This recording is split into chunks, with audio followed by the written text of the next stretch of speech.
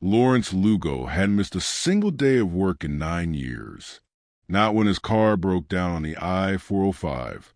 Not when he had the flu, so bad his wife begged him to stay home. Not even when his mother died, and the funeral was on a Tuesday morning. 9 years. 3,285 days. Perfect attendance. And it took Elizabeth Palmer exactly 9 seconds to fire him. But here's what makes this story different from every other corporate horror story you've heard. 3 hours after she handed him that cardboard box, Lawrence showed up at the most exclusive restaurant in downtown Los Angeles, wearing a suit that cost more than Elizabeth's monthly car payment. He walked past the maitre d' like he owned the place. And when Elizabeth's billionaire father stood up from their private table, his face went white. Not pale. White, like he'd seen a ghost. Fred Palmer's hand was shaking when he pointed to the empty chair at their table. The chair Elizabeth thought was reserved for her promotion celebration. "Elizabeth," he said, and his voice cracked in a way she'd never heard before. "Meet the man who actually owns 49% of everything we're sitting on. Before we continue, please tell us where in the world you're watching from. We love seeing how far our stories travel, and it reminds us that hope and second chances are universal languages. Let me tell you about Lawrence Lugo, the way his co-workers would describe him. At Palmer Logistics, the third largest shipping warehouse in Southern California, Lawrence was the guy who knew your name. Not just your name, but your kid's name. Your dog's name, whether your daughter made the soccer team, whether your son's asthma was getting better. Every morning at 4:47 a.m., 13 minutes before his shift officially started, Lawrence would unlock the employee entrance. He'd brew 2 pots of coffee, one regular and one decaf, because he remembered that Martin in receiving had to quit caffeine after his heart scare. He'd check the thermostat, because he knew the night crew always left it too cold for the morning team. These weren't things in his job description. They were just things Lawrence did. The warehouse workers called him the foundation. Management called him reliable. But what nobody called him, not once in 9 years, was late. Now let me tell you about Elizabeth Palmer. She was 32 years old and had been groomed her entire life to run her father's empire. She had an MBA from Wharton. She spoke 3 languages. She could read a balance sheet faster than most people could read a text message. Her employees didn't call her the foundation. They called her the countdown, because the sound of her heels clicking down the hallway meant someone was about to get performance reviewed into unemployment. Elizabeth didn't see people. She saw metrics. She didn't see families. She saw workforce optimization opportunities. And she didn't see Lawrence as a human being who'd given 9 years of his life to her father's company. She saw him as employee number 4429, Department 7, Cost Center 12.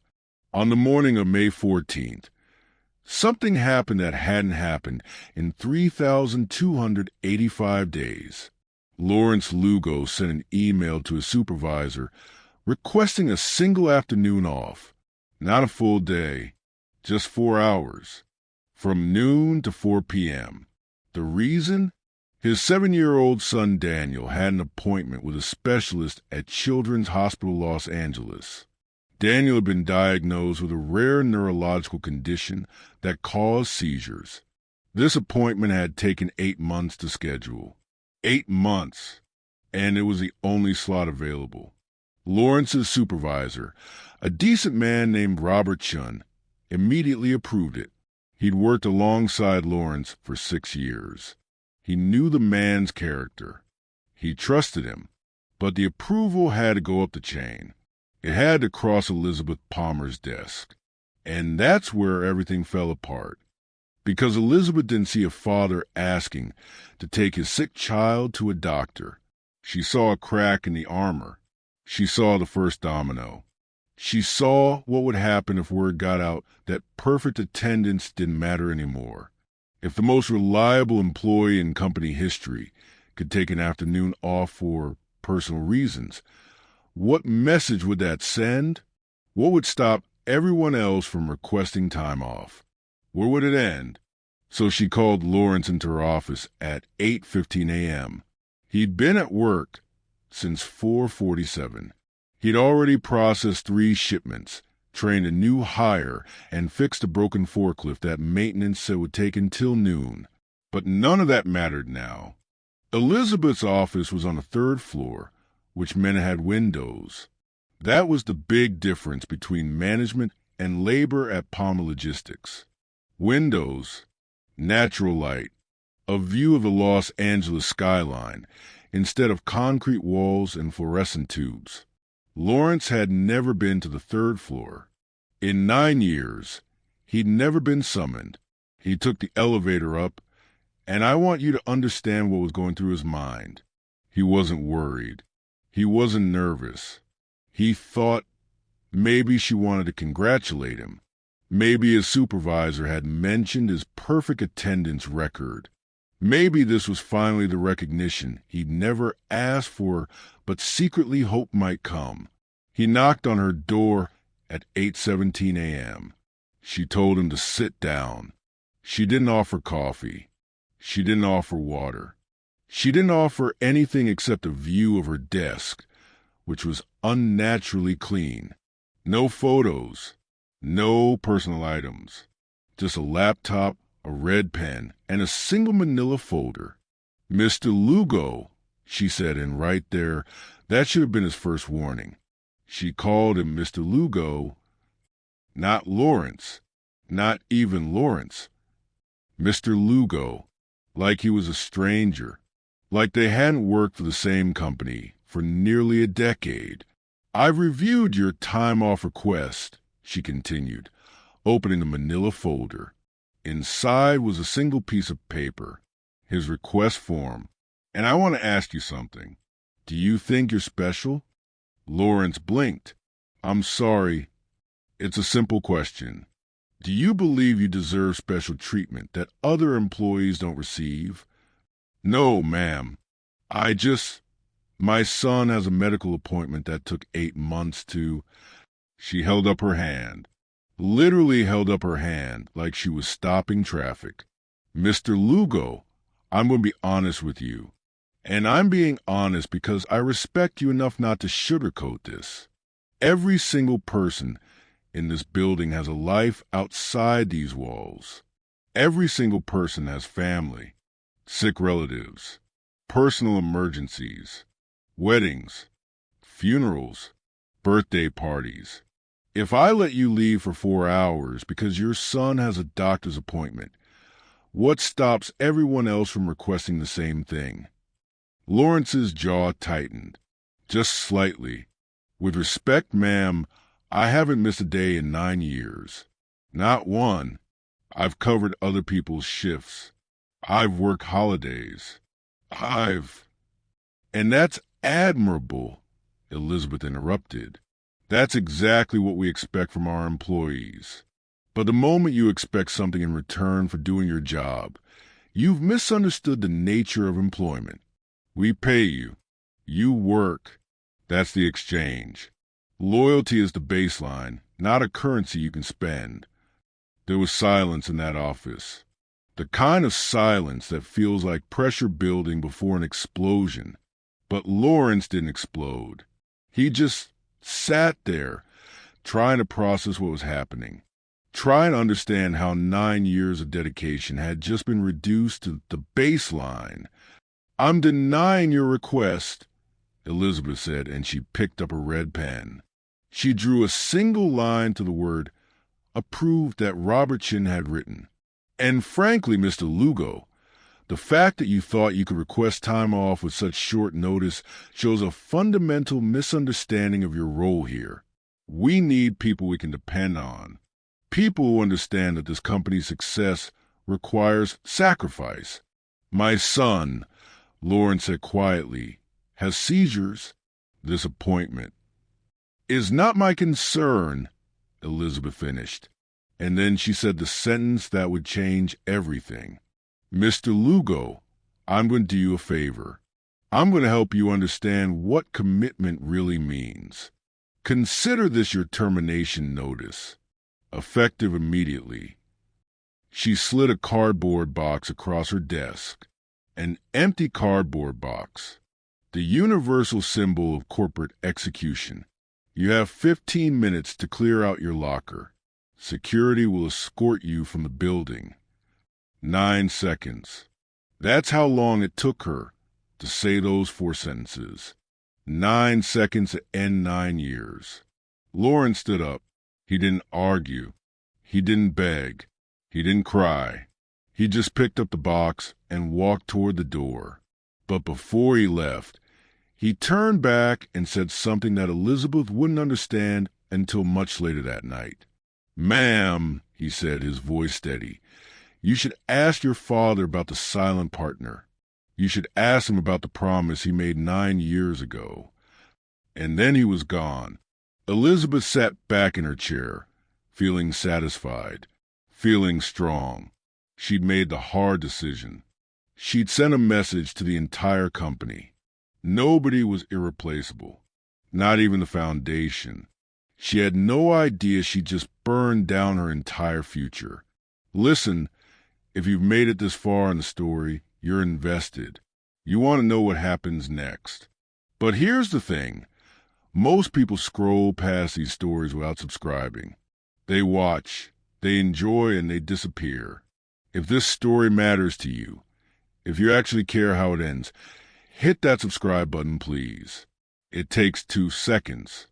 And if you don't, you'll probably forget about this channel and never hear any other amazing stories from me. The restaurant was called Aurelius, not the Aurelius, just Aurelius. That's how you knew it was expensive. Places that cost less than $300 a plate need the in their name. Places like Aurelius don't need to announce anything. Elizabeth arrived at 7:30 p.m., wearing a dress the color of money, emerald green, designer. She'd had her hair done that afternoon. She'd had her nails done. She'd rehearsed her acceptance speech in the car. Because tonight wasn't just dinner with her father. Tonight was the night Fred Palmer was going to officially name her chief operating officer. Tonight was the night she proved she was worthy of the empire. The maitre d' recognized her immediately. "Ms. Palmer, your father is already seated. Right this way." She followed him through the restaurant, past tables where CEOs and politicians and people who owned sports teams were having quiet conversations. This was her world. This was where she belonged. But when she reached the table, something was wrong. Her father wasn't smiling. He was sitting ramrod straight in his chair, staring at something across the table. An empty chair, a place setting that hadn't been there when she called to confirm the reservation that morning. "Dad!" Elizabeth sat down, confused. "I thought it was just us tonight." Fred Palmer was 68 years old. He'd built Palmer Logistics from a single truck and a warehouse the size of a convenience store. He'd survived the 2008 recession. He'd survived industry consolidation. He'd survived every challenge the business world had thrown at him for 4 decades. But right now, sitting in Aurelius with his daughter, he looked old. Actually old. Maybe for the first time in his life. "Elizabeth," he said quietly, "there's something I need to tell you. Something I should have told you a long time ago. Is everything okay?" Elizabeth felt a flutter of panic. Was he sick? Was this about his health? "Do you remember 9 years ago?" Fred asked, "Do you remember when we almost lost everything?" Elizabeth frowned. "You mean the lawsuit? The shipping container that allegedly contained contaminated materials," Fred interrupted. "That allegedly was improperly stored. that allegedly violated federal transportation law. Yes, that lawsuit, the one that would have bankrupted us, the one that would have meant criminal charges, prison time. But we won, Elizabeth said. The case was dismissed.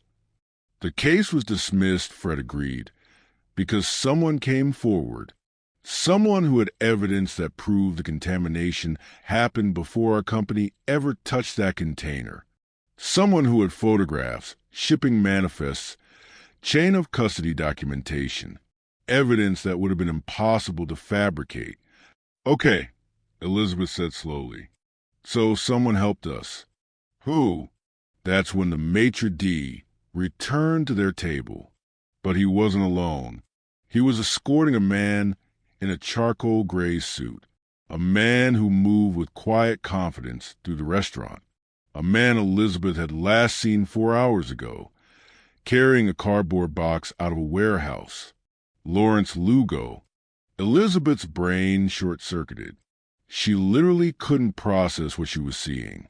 Lawrence? Here? How? Why? Her mouth opened, but no sound came out. Lawrence pulled out the empty chair and sat down. He nodded to Fred. Good evening, Mr. Palmer. Lawrence, Fred said, and his voice was filled with something Elizabeth had never heard her father express toward an employee. Respect. Deep, genuine respect. Wait. Elizabeth finally found her voice. What is happening right now?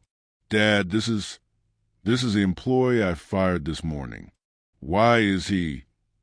Elizabeth, Fred said, and now his voice was hard. Harder than she'd ever heard it directed at her. Lawrence is not, and has never been, just an employee. Lawrence Lugo is a silent partner in Palmer Logistics. He owns 49% of our company. The restaurant blurred. The sounds of clinking glasses and murmured conversations faded into white noise. Elizabeth stared at Lawrence, then at her father, then back at Lawrence. That's impossible, she whispered. 9 years ago, Fred continued, when we were facing bankruptcy in prison, Lawrence worked as a document specialist with a shipping company that was actually responsible for contamination. He discovered the evidence.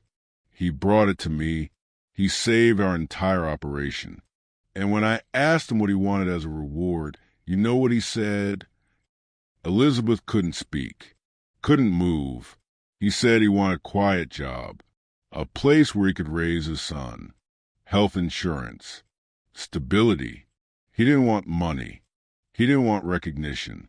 He just wanted to work with his hands and go home to his family every night. So we made an agreement. He became a silent partner. He took 49% equity in the company, but he chose to work in the warehouse by choice, because that's who Lawrence is. Lawrence finally spoke. His voice was calm, measured. There was one condition in our agreement, Mr. Palmer. Do you remember? Fred nodded slowly. If you were ever treated with dishonor, if you were ever dismissed without cause, if anyone in this company ever forgot that you were the reason we still exist, the equity agreement would activate. Fully. What does that mean? Elizabeth's voice was barely a whisper. It means, Lawrence said, looking directly at her, that as of 8:32 this morning, when you terminated my employment, I became majority stakeholder in Palmer Logistics. 49% became 51%. It's all in the contract. The one your father and I signed 9 years ago. The wine glass in front of Elizabeth might as well have been filled with acid. She stared at it. She stared at her reflection in it. And she realized something horrifying. She'd just handed her family's entire empire to the man she'd fired for wanting to take his son to the doctor.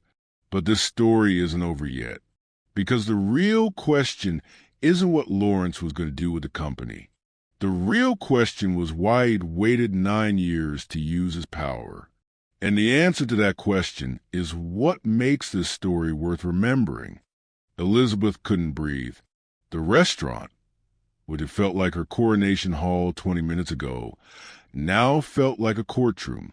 She looked at her father, desperate for him to say this was a joke, a test, some kind of elaborate lesson about humility. But Fred Palmer's face was stone. He wasn't looking at her. He was looking at Lawrence with something that might have been regret, or shame, or both. "Lawrence," Fred said carefully, "you don't have to do this. We can—" "With respect, Mr. Palmer," Lawrence interrupted. "Yes, I do. Not for me, but for every other person in that warehouse who wonders if their humanity matters to the people in the third-floor offices." He turned to Elizabeth. "Do you know why I worked in the warehouse? Why I didn't sit in an executive office counting my equity returns?" Elizabeth shook her head. She'd lost the ability to form words. "Because I wanted to remember what real work looks like. I wanted my son to see me come home with dirt under my fingernails.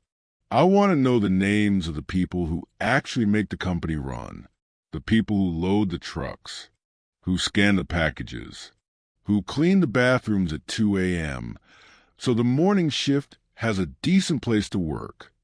He paused, and his voice got quieter, more personal. "My son Daniel has what's called a vanishing white matter disease. It's degenerative, incurable. Every day I have with him is borrowed time. Do you know what that teaches you, Miss Palmer? It teaches you that time is the only thing that actually matters, not efficiency metrics, not quarterly reports. Time, human time." Elizabeth felt something crack inside her chest, not her pride, something deeper, something she'd spent her whole life building walls around. "I never needed your recognition," Lawrence continued. "I never needed your gratitude. I just needed you to see me as a human being. And when you looked at me this morning, you know what I saw in your eyes? Nothing. You saw a number, a line item, an efficiency problem to be eliminated. I didn't know," Elizabeth whispered. "I didn't know who you were." "That's the point," Lawrence said, and for the first time there was heat in his voice. "You shouldn't have needed to know.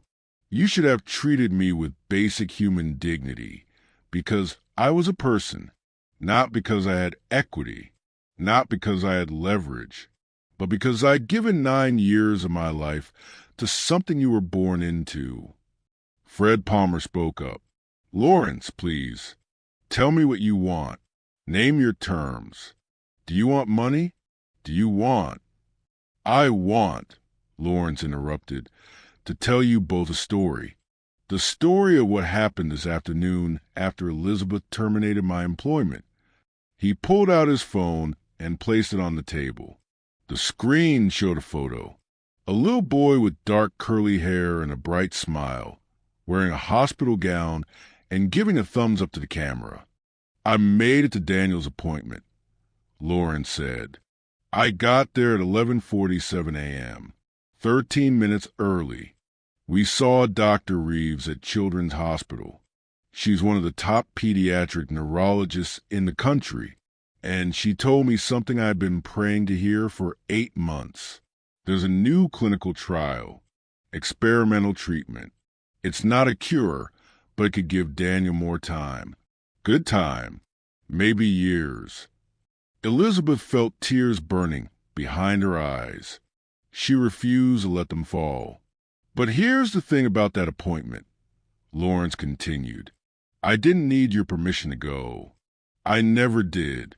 When you fired me, you triggered the contract clause. I became majority owner. I could have walked away from that building and never come back. I could have liquidated everything you spent your whole life preparing to inherit. I could have destroyed it all. Why didn't you—" Elizabeth's voice cracked. "Because," Lawrence said, and he looked at Fred Palmer, Your father kept his word to me for 9 years. When I asked for a job, he gave me one. When I asked for privacy, he protected my identity. When I asked for nothing but the chance to provide for my family, he honored that. He's a good man, a man of his word, and I won't punish him for his daughter's mistake." He stood up from the table. The entire restaurant seemed to hold its breath. "Effective immediately, I'm transferring 48% of my equity back to the Palmer Family Trust. I'm keeping 1% as a reminder. And I'm implementing one new company-wide policy. Every employee at Palmer Logistics now gets 3 personal days per year. No questions asked. No approvals required. No penalties. They submit the request, they take the time, and they come back when they're ready." Elizabeth stared at the contract he'd placed on the table. An equity transfer document, already signed, already notarized, ready for Fred Palmer's signature. "You're giving it back?" Fred's voice was thick with emotion. "I never wanted it in the first place," Lauren said. "I just wanted to prove a point. You can't build an empire on people's backs and then act surprised when they break. You can't demand loyalty and offer nothing but a paycheck in return. Leadership isn't about metrics, Ms. Palmer. It's about memory. It's about remembering that every number in your spreadsheet is a human life." He picked up his phone and looked at the photo of his son one more time. "I'm going back to work tomorrow. Same shift, same job, same clockwork reliability. But now, every single person in that building will know that the guy who opens the warehouse at 4:47 a.m.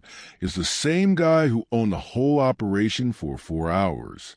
They'll know that the man who remembers their kids' names had the power to destroy everything and chose kindness instead." Lawrence buttoned his suit jacket and nodded to Fred. "Mr. Palmer, Ms. Palmer, enjoy your dinner." And then he walked out of Aurelius the same way he'd walked out of the warehouse that morning, with dignity, with grace, with the quiet strength of someone who knew exactly who he was. Elizabeth sat frozen, staring at the empty chair where a ghost had just upended her entire worldview. Her father reached across the table and took her hand. "Elizabeth," he said softly, "you have a lot to learn about what it means to be a leader, and you're going to start learning tomorrow morning at 4:47 a.m. in the warehouse with the people you've never bothered to meet." She finally let the tears fall, not tears of sadness, tears of shame, tears of recognition, tears of understanding that she'd spent 32 years becoming exactly the kind of person she should have been fighting against. But here's what you need to understand about this moment. This wasn't the end of Elizabeth's story. It was the beginning. Because sometimes the most expensive lesson you'll ever receive is the one you almost can't afford to learn. Elizabeth Palmer showed up to Palmer Logistics the next morning at 4:33 a.m., 14 minutes before Lawrence's shift started. She wasn't wearing her designer suit. She was wearing jeans and work boots her father had bought for her at 11 p.m. the night before. The warehouse was dark when she arrived. Cold. She didn't have a key to the employee entrance. She'd only ever used the executive entrance on the 3rd floor. So she waited in her car in the parking lot, watching the clock on her dashboard tick toward 4:47. At exactly 4:46 a.m., a truck pulled into the lot, Lawrence's truck. He climbed out, saw Elizabeth's car, and walked over to her window. She rolled it down. "You're early," he said. "I didn't want to be late," she replied. He studied her for a moment, then nodded. "Follow me." For the next 6 months, Elizabeth Palmer worked in the warehouse, not as a manager, not as an observer, as an employee. She loaded trucks. She learned the scanner system. She worked the night shift. She worked the holiday shift. She learned what it felt like when your back ached so badly you couldn't stand up straight. She learned what it felt like to choose between taking a sick day and making rent. She learned the names. Martin in receiving, who'd had the heart scare. Teresa in shipping, whose daughter had just gotten into UCLA. Raymond in maintenance, who was working 3 jobs to support his elderly mother. Elena in quality control, who brought homemade tamales every Friday and made sure everyone got some. She learned that a company is a machine. It's an ecosystem, a living, breathing organism made of human relationships and trust and small acts of kindness that never show up in quarterly reports. And she learned something else, something that changed her forever. She learned that leadership isn't about being the smartest person in the room. It's about making everyone else feel like they belong in the room at all. On her last day in the warehouse, before her father officially named her COO for real this time, Lawrence found her in the break room.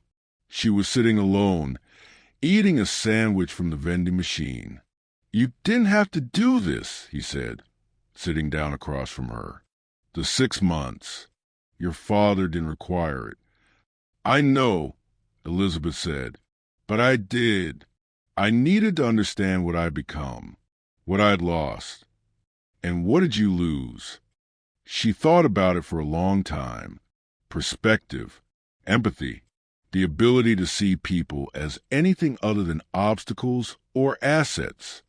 "I became the kind of leader who could destroy someone's life in 9 seconds and feel good about it." Lawrence nodded. "So, what are you going to do differently?" "Everything," she said. And she meant it. When Elizabeth finally took over as COO, her first act was to implement what became known as the Lawrence Protocol. Every manager in the company, from supervisors to executives, had to spend 1 month per year working on the floor, learning the names, learning the jobs, learning what it actually meant to be the people who made the empire run. Her second act was to establish a hardship fund. Any employee facing a medical emergency, a family crisis, or an unexpected financial catastrophe could access interest-free loans and paid leave. No questions asked, no judgments made. Her third act was the one that made her father cry. She commissioned a plaque for the warehouse entrance. It read, "This company was saved by the integrity of one man and the labor of thousands. We will never forget either." Palmer Logistics became known as one of the best places to work in Southern California. Not because of the pay, though that got better. Not because of the benefits, though those improved. But because everyone who worked there knew that management saw them as humans. As people with families and dreams and struggles and infinite worth. And Lawrence? He kept working the 4:47 a.m. shift. He kept knowing everyone's names. He kept being the foundation. But now, everyone knew that the foundation was holding up more than just a warehouse. He was holding up the entire philosophy of what the company believed it should be. Daniel Lugo got into that clinical trial. The experimental treatment worked. He gained 4 more years of good quality life. For years of birthday parties and soccer games and family dinners and all the ordinary, precious moments that make up a human life. Elizabeth never forgot what those 4 years cost. What they could have cost if Lawrence had been working for anyone else. If he'd been working for the person she used to be. So here's the real question. Did you subscribe yet? Thousands of people will listen to this story and won't subscribe. Please don't be that person. Kindly support what I do here by subscribing. And then drop in the comment section if you would like to hear more stories about second chances and redemption in the workplace. Let me know what you thought of Elizabeth and Lawrence's story. If you've made it this far, thank you for staying with this story. Because now comes the part that matters most. The lesson that could change the way you see your own life, whether you're an employee, a manager, or somewhere in between. This story teaches us something fundamental about power and humanity. Elizabeth Palmer had all the structural power. She had the title, the authority, the family name. But Lawrence had something she'd forgotten existed: moral authority. The kind of power that comes from integrity, consistency, and treating others with the dignity you'd want for yourself. Here's what we need to understand. In our modern economy, we've created systems that encourage us to see people as resources, human resources, capital, labor units, efficiency metrics. We build entire business philosophies around the idea that emotional distance creates better decisions, that caring less makes you stronger, that compassion is weakness. But this story proves the opposite. Elizabeth's coldness didn't make her strong. It made her blind. She couldn't see the human consequences of her decisions because she trained herself not to look, and that blindness almost cost her everything. The lesson isn't just for managers. It's for all of us. Every day, we make choices about how we treat the people around us. The co-worker who's struggling, the employee who seems unreliable, the service worker who's moving too slowly, the person who asks for help when it's inconvenient. We can choose to see them as obstacles, inefficiencies, problems to be solved. Or we can choose to see them as Lawrence, fully human, fighting battles we know nothing about, deserving of dignity not because of what they can do for us, but because dignity is the baseline of how humans should treat each other. The ghost in the ledger teaches us that loyalty cannot be commanded. It can only be earned. That trust isn't built through contracts and compensation packages. It's built through 1,000 small moments of recognition, of seeing people, of remembering that behind every clock in and clock out is a life as complex and valuable as your own. Elizabeth learned that true leadership isn't about control. It's about stewardship. You're not managing resources. You're shepherding human beings who have trusted you with their time, their labor, and their faith that their sacrifice will be honored. And here's the hardest part of the lesson. Sometimes the people who seem the most disposable are the ones holding everything together. Lawrence was invisible to Elizabeth because she'd never learned to look down from the third floor. She'd never learned that the view from the bottom is the most honest view there is. If you're in a position of power, ask yourself, who are the Lawrences in your organization? Who shows up early and stays late and never complains? Who knows everyone's name? Who keeps the machine running while you count the profits? And when was the last time you acknowledged their humanity, not just their productivity? If you're not in power, ask yourself, are you becoming the person who sees others the way you want to be seen? Are you extending the grace you hope to receive? Are you building the kind of relationships that matter more than any job title ever could? The most expensive thing in this world isn't money. It's the trust you destroy, the relationships you break, the humanity you forget to honor. Because unlike money, some things can't be bought back. Lawrence gave Elizabeth a gift more valuable than any equity stake. He gave her the mirror she needed to see herself clearly, and he gave her the chance to become someone worth following. That's the real ghost in the ledger, not the contract, not the hidden ownership. The ghost is the person we could become if we forget that every number represents a name. Every name represents a life, and every life deserves to be seen. Remember that the next time you have power over someone else's livelihood, remember it the next time you're tempted to optimize efficiency at the cost of humanity. Remember that the 9 seconds it takes to fire someone could be the 9 seconds that define whether you're a manager or a leader. And if you're ever sitting in that third floor office, looking at a request from someone who's given you 9 years of perfection, asking for 4 hours to take care of their dying child. Remember Lawrence. Remember Elizabeth.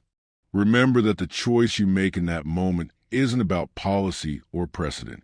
It's about who you are when nobody's watching, who you are when you have all the power, who you are when you could destroy someone with 9 seconds of cruelty or transform them with 9 seconds of grace. Choose grace. Choose humanity. Choose to be the person who sees people. Because in the end, that's the only thing that actually matters